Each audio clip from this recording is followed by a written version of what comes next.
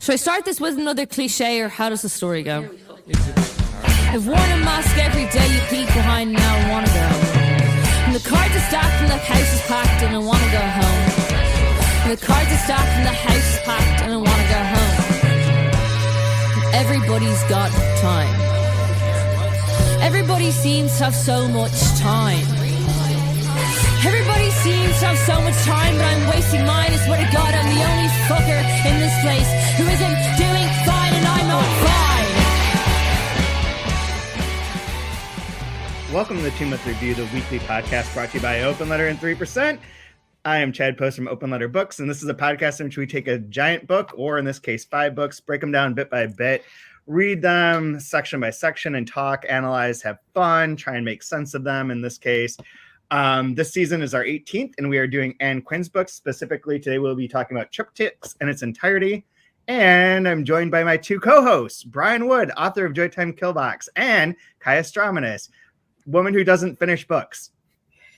Yeah, I will be joining you guys only up until page 165 this time. Oh man, so you get right to the point where it like goes in a hyperdrive, and then you're like, poof, not there. Bored, over it, next. Ding, next. I thought maybe it was just a play in words. Women that don't finish. It's kind of part of the book as well. So yeah. I would. A lot of. And that's it for this week's episode. There we go. How are y'all doing out there? So, how are you two doing? I'm doing well. I made myself eggnog. I don't know why. I thought to just get in the holiday spirit, and it's basically like this is what alcohol does when it's in your stomach, and you're just drinking it outside of your stomach. It's basically just like a holiday vomit, but whatever. Yeah. Cheers. Chug. So I was gonna say that looks like milk, but what that reminds me of, this is how I'm doing. This is where my week is that our 4-year-old wanted some juice, and he has these little pumpkin bottles, and he's like, "Is this one juice?" I'm like, yeah, it's probably juice. Taste it. If it's not, we'll fix it. And so he took it out of the kitchen, left with it, and then comes running back and pushes past me and spits into the sink. And it's this like creamy brownish beige. And I'm like, oh God, like what is that? And he's like, it's not juice. It's not juice. And I'm like, what is it? And I pick up the bottle thinking it's old milk. It's frickin' Bailey's that we put in his little pumpkin bottle to sneak into the movie theater when we went to watch the World Cup. And the whole time I was like, we need to be careful because he might take this thinking it's his. Oh my God, poor kid just chugged a mouthful of Bailey's, did not enjoy it, spit it out. I've never seen him spit something out that fast before. Well, you're doing it wrong if you're training your kid to be a spitter, not a swallower. I mean, right? Mine, like, can I try your wine? I'm like, sure. And like, she takes a sip and just like, oh, I'm like, okay, wow. Yeah, but on the plus side, don't have to. Bailey's. Yeah, on the plus side, don't have to worry about him accidentally drinking all the Baileys because he clearly did not enjoy it. Yeah. Parent of the year, just closing out 2022 with a couple of zingers. Oh my God. So that's how I'm doing. That sounds about right. Sounds good. Waiting for CPS to show up for a little holiday cheer. And you, Chad, you're in the United States of America, correct? Yes. All right. Eastern Standard Time. Eastern Standard Time. All right. And back in it to win it. I think it's just Eastern Time now, though. I think the standard is in the summer. Oh, okay. Well, I would just really quick, like side project. Since we're at the end of the year, did you have like a favorite book of the year? Everybody like does their year-end lists or whatever. Did you have something that was like the favorite thing you read this year, or any? You act as if I can remember anything from like one day to the next at this moment in time. Did it have to come out this year, or can it just be the best thing you read this year? I think best thing you read this year. I don't think it has to be time specific to the book coming out this year. Okay. Do you have one? Do you have anything? Nothing that came off the top of my mind. I don't know why I just thought of it, because everybody's doing their best of lists of like the best movie of the year, the best car of the year, or whatever. Best news story of the year. Podcast of the year. Which I do have one of those more recently. Hold on, I'm looking. What did I read? I don't know, man. I will think of something, and I will come up with it by the end. But at the moment, nothing. There are a lot of good books, but nothing that stands out. Actually, you know what?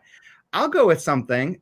You know what? I think the best book that I read this year, strangely, was this book called The Endless Rose by Carlos Molano. That just came out from Delkey. It was a book that I edited, more proof than edited, but it was it ties into our podcast because Endless Rose is a Arkham Boldy book, and this book really? is set up to tie into sort of into that universe. It's the story of these two publishers who want to find like a really groundbreaking experimental book that's gonna make the world, and they find this book from this woman, and it's like completely captivating.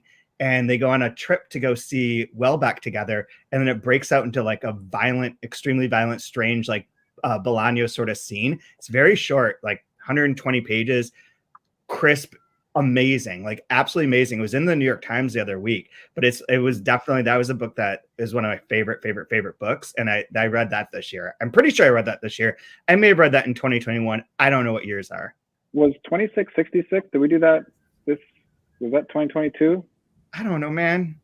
I can't remember. If it was, I forgot that we read that, but that, I'm late to the party to actually read that cover to cover. That was staggeringly good to sustain that for that long. And then I'm writing a review of for a magazine in London on Sarah Mesa. So I'm reading Sarah Mesa's translated works right now. Just pick up anything by her. She's kind of crushing it. Like that's worth checking. I put those two. So yay, I'm world literature man today. All right. There you go. Yeah, right on. Ooh. Hey, do you have a favorite book? Yeah, I just looked through my Goodreads, and I can go in three parts maybe to follow up Brian's. My favorite thing that Open Letter had come out this year was Wolfskin by Lara Moreno. Absolutely amazing, just amazing book. I've given it to a few people since it came out. At the beginning of the year, I finally read Lady Susan by Jane Austen, which is like all of 80 pages. I feel loved it. It struck me as sort of classic Jane Austen, like all the Cliff's Notes version of all her structural and character quips. I laughed the whole way through. And interestingly enough, I'm also working through my scratch-off poster of 100 essential novels as per whatever company made this poster. And I really enjoyed I, Claudius. That's so good. Super insanely long, but it was another one that I expected to be bored out of my mind. But again, I laughed the whole way through. So those. Yeah, if you like the first line, I think you'll be on for the ride, right? That's like one of those great if you don't like the first line, good luck. Yeah, absolutely. Just the historical bent to it, obviously, and everything. There's everything about it. I was pleasantly surprised. By the way, we finished 2666 1 year ago next week. Okay, so it did make it. Okay, I'm pretty sure. Yeah, cool. So it was like just a year. It was just a year ago. Amazing. I'll throw out the non-literary or non-super literary, but this is the year that I read 1 million Kate Atkinson books.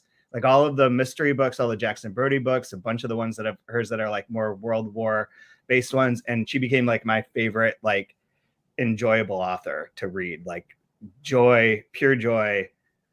It's not like it's dumb. They're very, very smart and they're very complicated. Great TV show called Case Histories out of some of them, but also like don't feel like you have to bang your head against a wall reading. So should we transition to the unenjoyable author then? Let's transition to the unenjoyable author.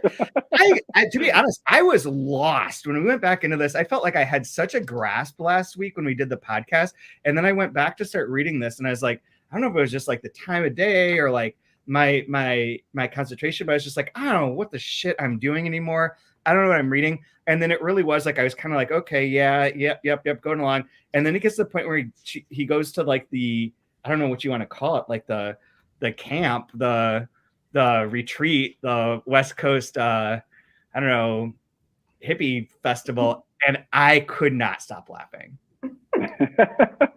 This half was definitely funnier for me. What'd you think? Yeah, I'm Brett? curious. On the West Coast, just like it's in Big Sur, there's the Esalen Institute, and it made me wonder if it was based off of that at all. I'd been there before. One of my friends, her older brother was at the Esalen Institute learning like acupuncture or something like that, and we went to go visit him. And it's a nudist colony, and like they're doing naked volleyball when we were there. They have like hot springs that are on the cliffs. It's around the like if anything new age like that you can think of, they do there. And then you know that like it's just everybody just probably swinging at the same time. Like it's just like it's probably that. But like this totally gave me like that Esalen Institute vibe. And it's when you go there, it's like stepping back in time because it's got the 60s, like the best of the 60s vibe. It just never died there. It's like that bubble never burst. The way it should be. Yeah, and I swear that's what this was.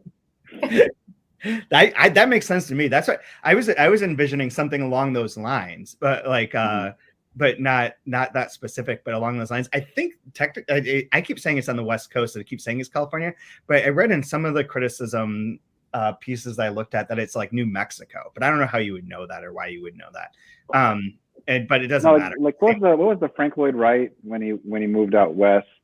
Taliesin. I'm gonna sound stupid, but whatever. Same kind of vibe where it's like an art commune out in the high desert, sort of, you know. Yeah. Any similarities to Marfa, Chad? Yeah, Marfa came up. It reminded me a lot of Marfa at various points in time. Although Marfa had less swinging and fewer psychedelics, but more turkeys. Fuck that turkey. But yeah, like it did remind me of that too. I don't know if there's any summary for this section aside from that. There's a lot of time spent on his father-in-law, and they're sort of like breaking apart, I guess, and then they're back on the road, back on the chase, goes to that institute, and then things are just a free-for-all up until when everyone decides to judge him, and he's put on trial basically at the end by the Inquisitors, and the ending is wonderful, but we can get to that. You look perplexed, Ryan. I feel like you have a question.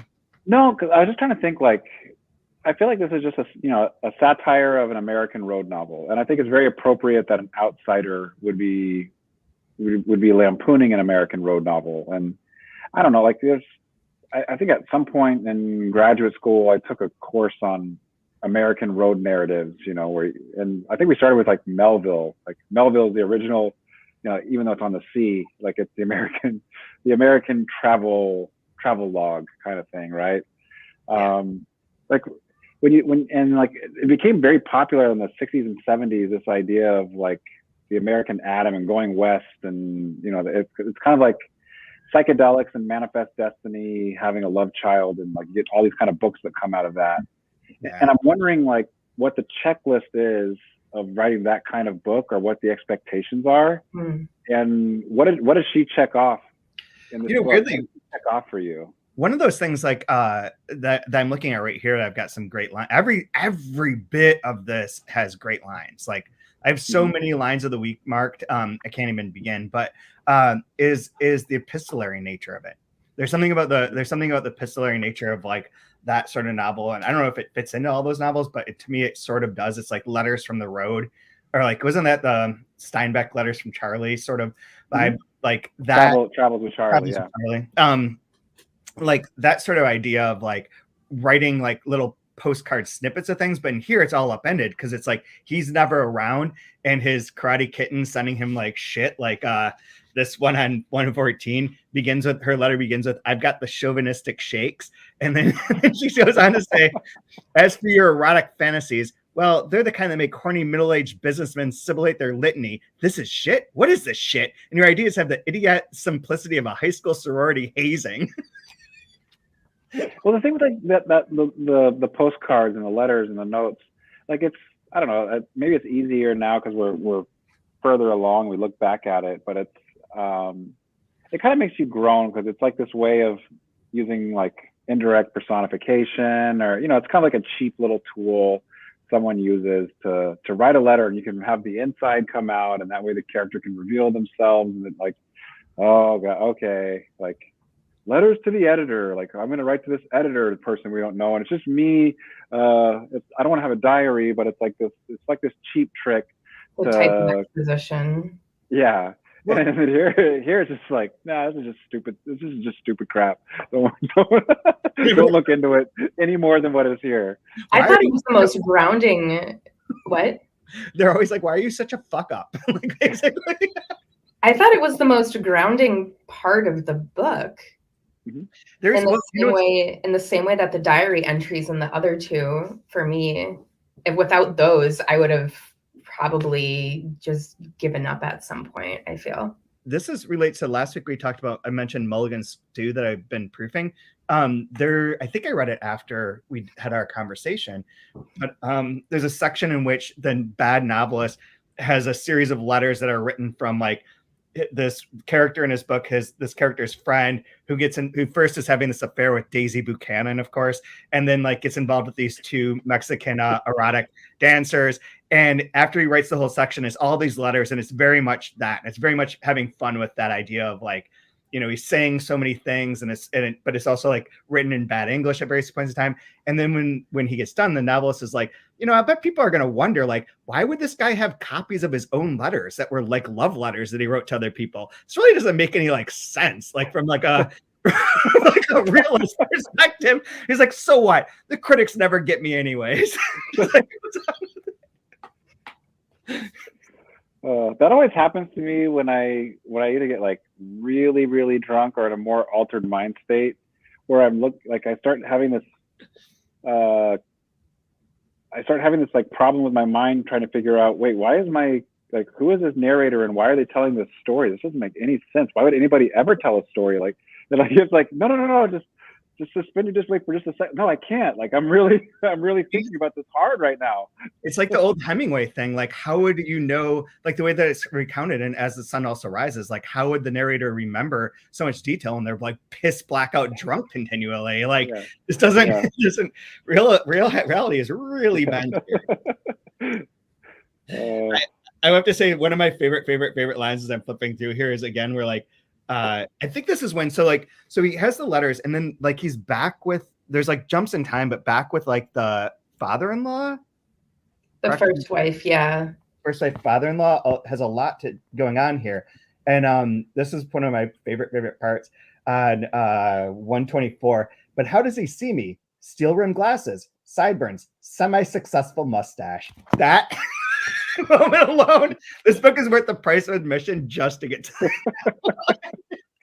semi-successful mustache. Here's another one I have, and maybe this is more of a postmodern trope that I keep seeing, is this fascination with Disneyland. Oh yeah, with fantasies and reality, and like you see it with like the like French philosophers and essayists wanting to write about Disneyland. Yeah. I think of like same year, like 71. Is this 71 or 72? 72. 1971 was E.L. Doctorow, Book of Daniel. The climax of that book takes place in Disneyland when you're trying to reveal the truth of what's it's like this like postmodern game of using Disneyland to like talk about fantasy versus reality, and I thought it worked really well with this as well. And like the simulacrum versus the sign, it does upend like that idea. It does fit in with like the postmodern condition in that sense of like it. I mean, Disneyland embraces its falsehood to a point that it's real. Mm-hmm. It literally goes through the looking glass. It would have like blown their minds to see like that town they built in in Florida or whatever it's called, where you can like live. Yeah, Celebration. Yeah, you can like live a Disney life now. Like they've not like, oh, you thought we'll take it to a whole nother level. You had no clue. You want postmodern Celebration. You're inside of that. But the book, Yeah. I mean, there's a Ann Quin is like the literary Banksy in a way. I mean, there is. Yeah. This is jumping way ahead, but no. like, this is jumping way ahead. But it might be a good framing device for the rest of this. Is the very last, so the very end, he's being chased. This is the part that I was gonna make a joke. There's go to page 188 for a second. I think there are words missing here. I want to read this quote, but I don't know where I'm supposed to insert things. Down near the bottom, it begins, the whole thing had really reached a goddamn farce. Where for Christ's sake, and then by Christ's sake is cut off. Is yours cut off too? Yeah. Okay, so where for Christ's sake the movie cameras and Bob Hope dressed as an Indian would surely appear in the midst of the dancers. What am I into? Party games? Shit. Then I remembered my mother-in-law was a member of one of those new women's liberation groups. Which? Women's International Terrorist Conspiracy from Hell, or Gorilla than IRA. And he gets pursued by which? Just brilliant. Pursued by which and by this Indian, everyone listening, I'm using the words from the book. And like gets to this point where like he's running away, and there's one line that just says, dissolving false and ideological constructs about the world and letting reality emerge as it really is, which sort of reflects on what you were just saying, Brian. And then he ends up at a lectern in front of a pulpit, in front of the inquisitors that are referred as inquisitors. And it says, leaning over the wood, staring at the spluttering candles, the slanting eyes of the statues all around me, their shadows like Kachina gods dancing in the walls of earth moving out into the world. I opened my mouth, but had no words, only the words of others I saw, like ads, texts, psalms, from those who attempted to persuade me into their systems, a power I did not want to possess, the Inquisition. I think that might sort of reflect on what you were saying, Brian, and be a space of like that this character is being filled up with these different images and ads and systems. Like if Disney is one system, the church is another system, the family is another system. I was looking into R.D. Laing because he came up a couple times now about the schizophrenia thing. In one of the books that he wrote, oh shoot, it's gone now, but was like called like I shouldn't say this wrong, but it was something to the effect of like the illusion of the family, or like it was something based in like the critique of like the family and the patriarchal sense of self and impact as a system. And I like the fact that this book is a series of systems in that way. And then at the end, when he hits that point, it's like all breaks open, all the ideologies fall away, and reality can emerge from without that. I have no words. She is, and in a way, like if this, we say that we're saying he because it is a he within the context of the book, but that's kind of her at the end. It's just her open mouth, not saying anything. But letting all the other detritus flow in and out and around. Yeah, I thought the pulpit was a wonderful way to bring that kind of that evangelical satire line come all the way through. Yeah. But then, like, I don't know, it felt a little on the nose to me, but like it kind of, harkened back to when we learned about Plato's cave for the first time, and the shadows on the wall, and what is reality, and just kind of this prison you put yourself into that you're comfortable not to get out of. And I like the way that character by the end of it was like, am I chasing them or are they chasing me? I have no clue anymore. Like everything unraveling, and just the chaos and the weight and the absurdity of I don't know, the American West, basically. Yeah. Sanity, madness, and the family. Yeah. That's the title of the book. Sanity, madness, and the family. But yeah, there's just so many like Jim. Like it's going to be hard to just pick a line for this week, because like they were just banger after banger on this. I feel like the second half is just like line after line. Every scene has its own like amazing little bit to it. like one, I really like connected with 171 for some reason. There's two lines on there. Remember the good old days when only God would end the world? That's like I remember we at Book Expo years ago, and I think it was with Boris Kachka, but it might have been someone else. So whoever told this joke, credit goes to you, but I can't remember who you were. But the big book at Book Expo, where they always have like a book that sponsors like all the lanyards and there's signs everywhere, and it was like Robopocalypse, and whoever I was talking to was like, man, first we have the vampires, then you have the zombies, and now you got the robots. Like, I just like the time when like people killed people. Like it was so much easier when people were killing people. So these fucking like monster things. And then and a little bit below that on in 171, at least Icarus put some wings on before he jumped off.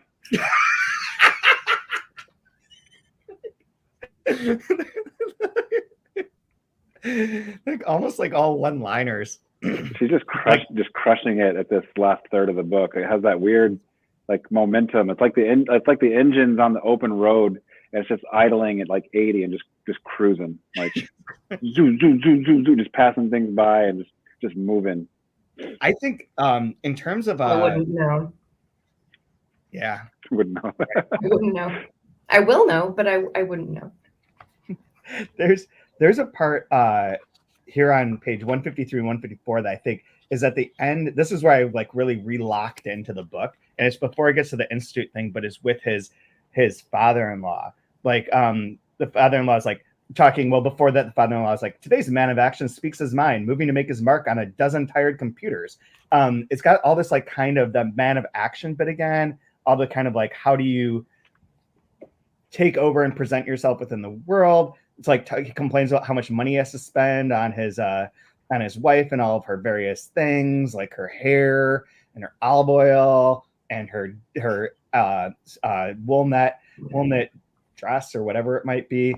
And then there's this part on 153, 154 that begins. It's such like, this is sharp as shit, but he is a tough man, shrewd and self-assured, standing there beside the backyard barbecue pit, swathed in an apron and holding a Manhattan on the rocks as he contemplates his prized swimming pool, or sitting out on the terrace with a bourbon in one hand and a BB gun in the other to shoo the squirrels away from the seeds he put out for the birds.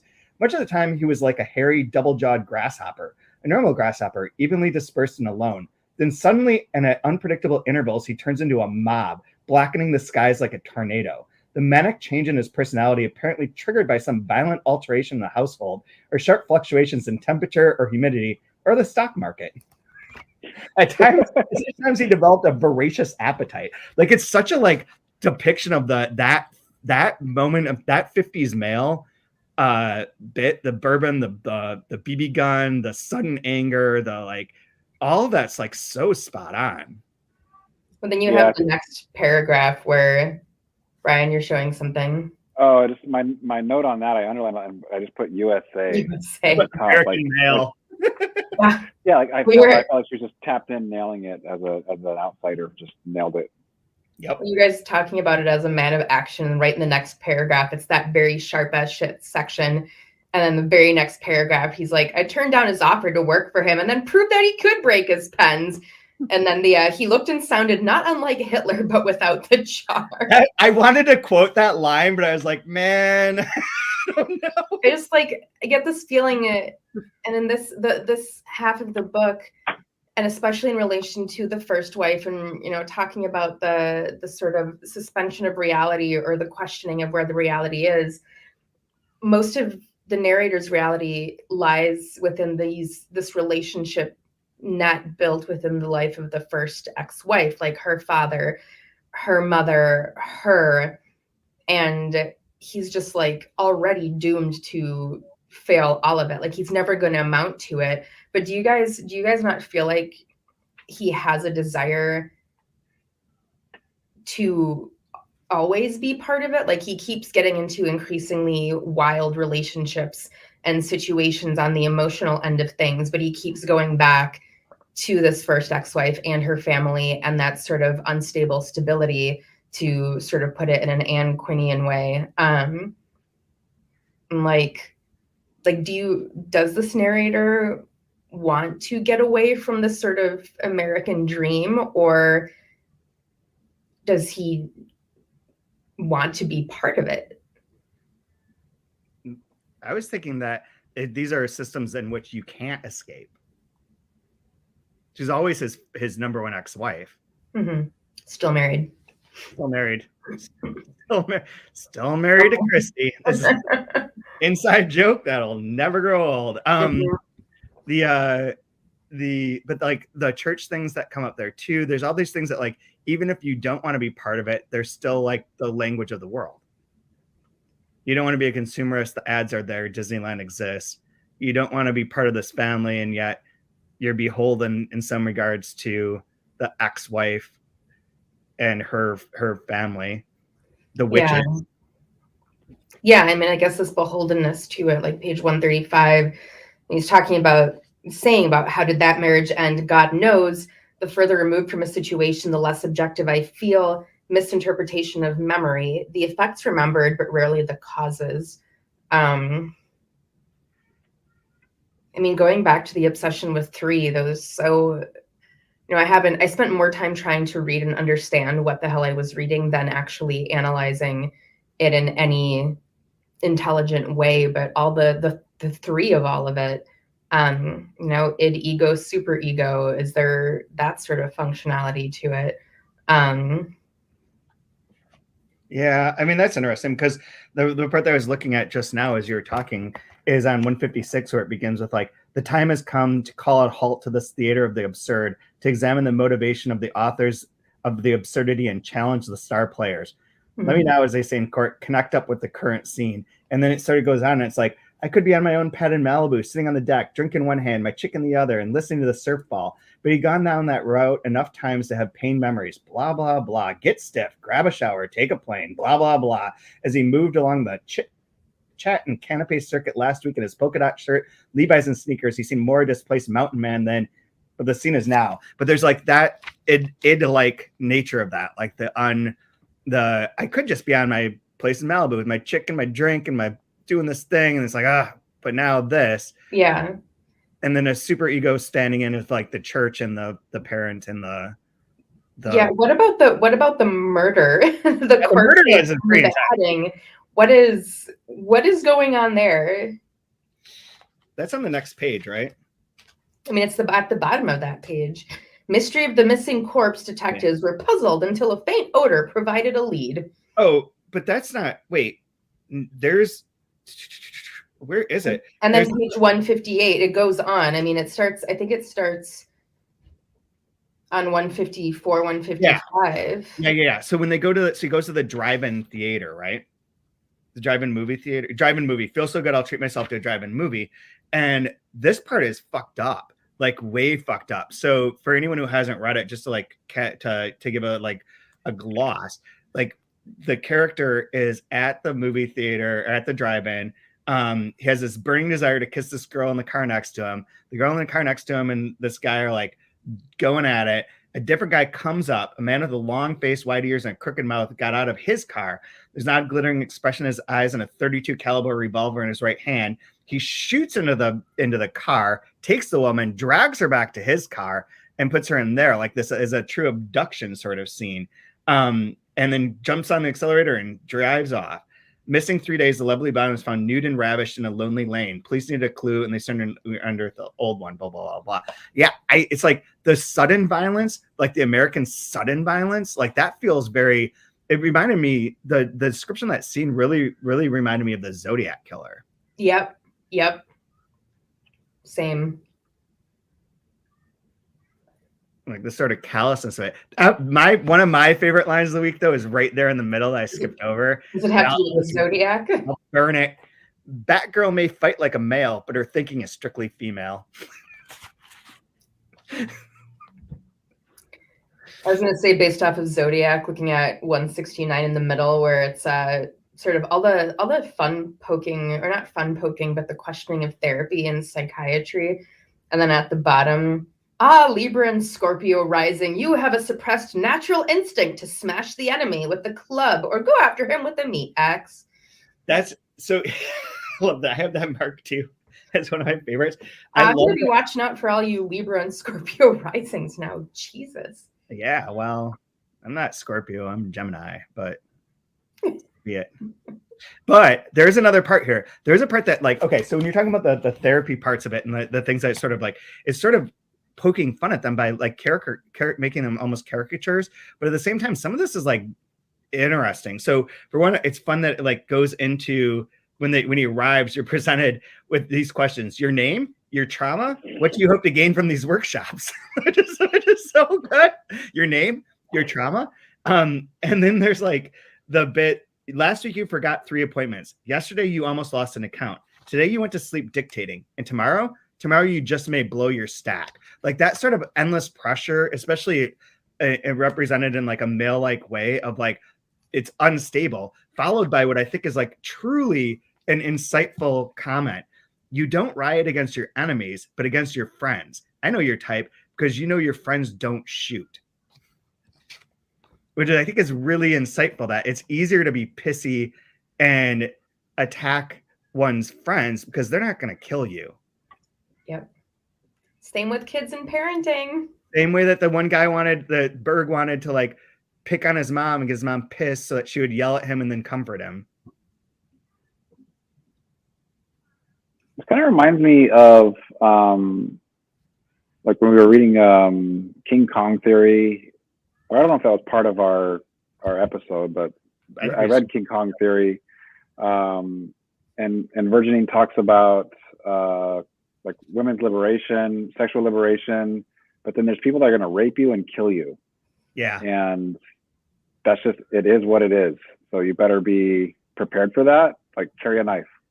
Like this kind of like this reminds me of that, where there's all this liberation and freedom, freedom to move around. There's like sexual freedom that's explored here, freedom to have multiple partners, but then there's this horrific but plainly told male violence that runs throughout as well.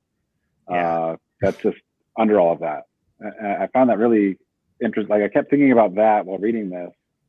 And also just, I don't know, like the idea of like America being the new Eden, like the American Adam, and like playing with that with all of this nonsense that we explore in this book. Like there's all these supposed systems that they're allowing for freedom and liberation and exploration to do whatever, but I don't know, it all ends up in the end, it ends up in that kind of like that same spot. Like whatever was before is the same thing. It's like when she's talking about history and the fact that you know, you're not untethered from history despite what you think. Like everything's going to regress always. This part, all the writing in here is so loose. It does have that beat sort of rhythm and like jazzy flow to it.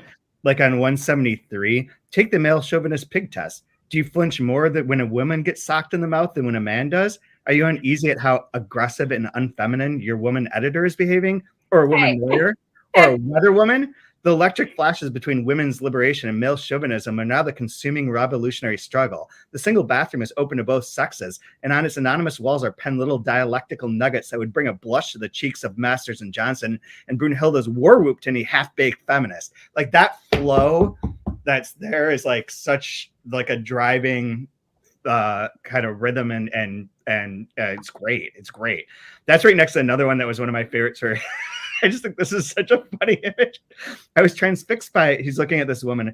I was transfixed by her chin where all the fear and tension was concentrated in a kind of moronic half-open lockjaw look. Then lower down, I saw she was a silicon freak with breasts large enough to halt both traffic on Wall Street and arousal on 52nd Street. Just like that detective novel kind of, right? Just that Raymond Chandler, like, she had a face that'd make a priest kick a stained glass window. Yeah. Like, all right, yeah, okay. Oh man, I don't know, anything else that you guys want to like hone in on? No orchids in this second part. There was one mention of orchids in the beginning, but there's a lot of pigs v dogs going on. Pig and dog imagery. I do appreciate that his wife, the ex-mother-in-law, gets the husband a pig for a present, and he's like, the best part of it is that her dog doesn't like it. Yep.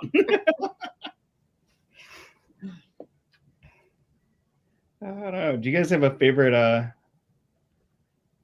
line that we haven't already gone over? Oh yeah, the group. I do.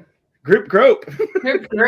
I underline that. Group Grope and the Feely Show. Yeah, that's Group Grope and the Feely Show is fucking wild. Like, what good drugs? I want that on a t-shirt. Group and the Feely Show. That's a good band name. Yeah. There were so many zingers also in terms of insults in the letters themselves. Yeah. I will say my favorite one is on 116 in the middle. The Herculean change from Karate Kitten. Any attempt to pump life and humor into such a corpse as you have been. Oh, sorry. Hold on a second. Something's wrong there. Oh, never mind. It's just me. It's the Bailey's my child drink. Any attempt to pump life and humor into such a corpse as you have become is like fucking a mattress.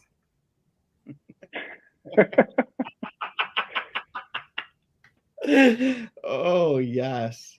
It's so mean. I just wrote damn next to it. I love that.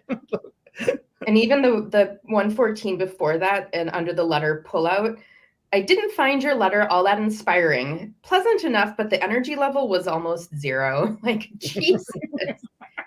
These are so mean. No, I love it. It's great. Brian, you have one before. Yeah, I'll go with, again, like that wonderful satirization of America or the Republic of Texas that you did so well. It'll be on page 181. Plainly believing that he lives in God's country, he may even be trying to provide some benevolent fat deity with a blueprint for his own future return, as the apotheosis of the anti-hero fondling a missile as if it were a kitten. Karate Kitten. Karate Kitten. I have two, and I can't decide between them, so I'm just going to use the normal one, and we can end with the dirty one. The normal one that I think is great is 165. Our intellect. Wait. We don't talk. We produce shit in 3 brands: rat shit, cat shit, and elephant shit. Our intellect is an ever-chattering computer that splits us. We don't allow ourselves to feel. I love that. But then the dirty one is on 131.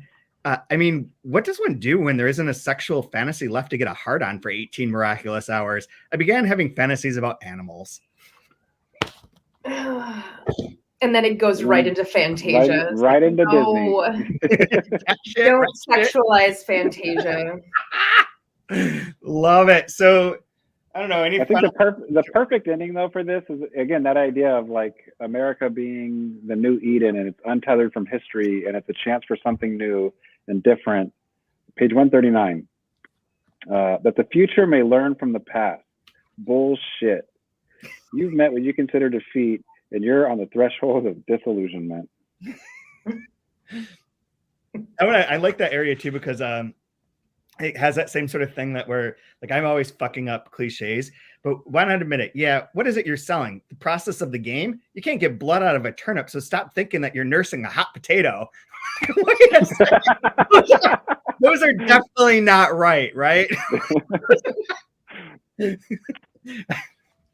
Don't act like you're nursing a hot potato. Okay. Any Tripticks? Been there, done that. We are up to for next week. The last thing is The Unmapped Country, which is a collection of stories and her unfinished novel called The Unmapped Country. We're just going to do that all in one big swoop. It's a longer book, but like, let's get it done, get out before the end of 2022, and then move on into the new year, in which I think that our first book that we should tackle to bring this whole thing full circle is the 3rd volume of Rodrigo Frazan's trilogy. Dun, dun, dun. It's only about yay big. It's a thick boy. Thank God we have ebooks, because I am not going to be able to carry that. After the holidays, they're going to need to get, I mean, maybe it'll be good, because after the holidays, they're going to like get back in shape by lifting that fucker up once in a while. Do your wrist exercise.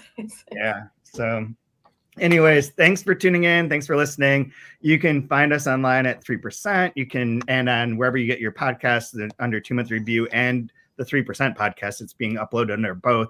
Rate us, review us. You can always join our Patreon, which is patreon.com/2 Month Review, all written out. Everyone else is on Twitter. Anything else you want to plug? how many days left to get an open letter subscription for a year, and we will throw in 2 free books. So that is 12 books for the price of 10. This is true. And if you're a subscriber, it'll just get added on to the end of your subscription. If you're new, you get 12 books over the course of a year, 1 a month. You get a letter from me too, which is the real prize. Happy holidays, And guys. save those signatures, because you never know. Night Ripper.